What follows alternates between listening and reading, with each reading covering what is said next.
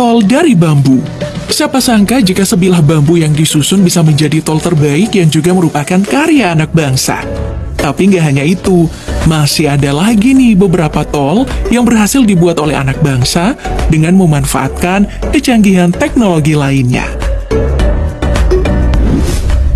Yang pertama adalah jalan tol yang tengah dibangun oleh Kementerian Pekerjaan Umum dan Perumahan Rakyat atau PUPR untuk konektivitas menuju kawasan Ibu Kota Negara atau IKN Nusantara yang akan menjadi akses menuju kawasan inti pusat pemerintahan atau KIPP IKN.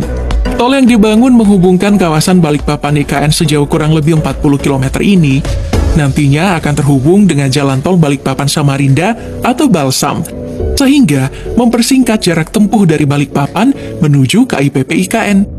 Dari yang sebelumnya sekitar 2 jam, menjadi hanya sekitar 30 menit hingga 45 menit saja.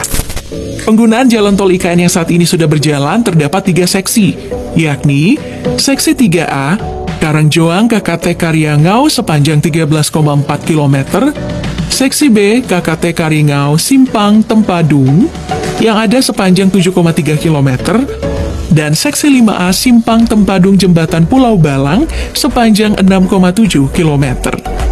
Kementerian PUPR juga membangun jembatan Sungai Wain dengan panjang 913 meter di sisi utara dan 916 meter di sisi selatan pada paket pekerjaan Seksi 3A, serta jembatan Dirgahayu pada paket pekerjaan Seksi 5A. Adapun desain kedua jembatan ini dibuat oleh seniman Nyoman Nuarta.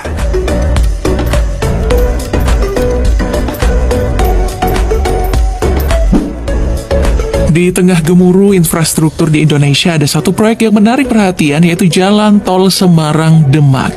Terletak di Jawa Tengah, jalan tol ini tidak hanya menghubungkan 2 kota penting, tetapi juga bertindak sebagai tanggul laut yang melindungi Semarang dari banjir pasang laut. Mungkin terdengar tidak biasa, namun lebih dari 10 juta batang bambu digunakan sebagai struktur utama jalan tol ini.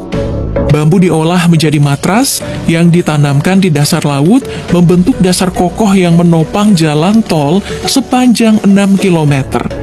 Setiap matras bambu dirakit secara hati-hati, dengan jarak dan lebar tertentu untuk memastikan kekuatan dan stabilitasnya. Proyek ini tidak hanya menciptakan jalan tol, tetapi juga tanggul laut yang efektif. Setiap lapisan matras bambu dibuat dengan presisi, diperkuat dengan pasir laut yang disemprotkan menggunakan kapal khusus yang membentuk lapisan keras di atasnya.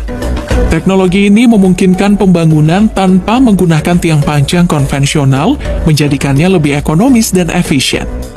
Dengan konstruksi yang unik ini, Jalan Tol Semarang-Demak bukan hanya infrastruktur transportasi, tetapi juga menjadi solusi adaptasi terhadap perubahan iklim.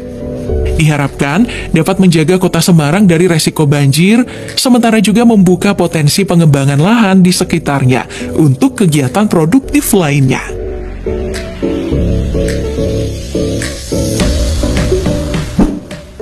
Jalan Tol Layang Jakarta Cikampek telah resmi beroperasi.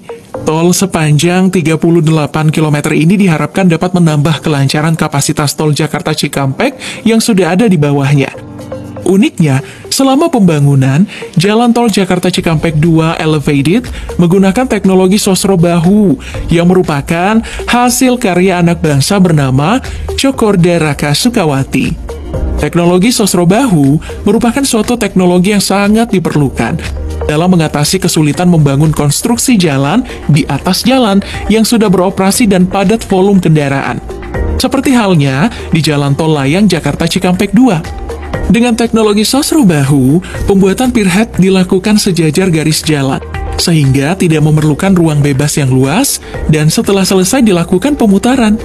Penerapan teknologi sosro bahu pada Jalan Tol Layang Jakarta Cikampek merupakan penerapan yang kedua kalinya pada konstruksi jalan tol. Setelah sebelumnya pada 27 Juli 1988, penggunaan teknologi sosro bahu atau landasan putar bebas hambatan untuk pertama kalinya digunakan di Indonesia pada Jalan Tol Wiyoto Wiono.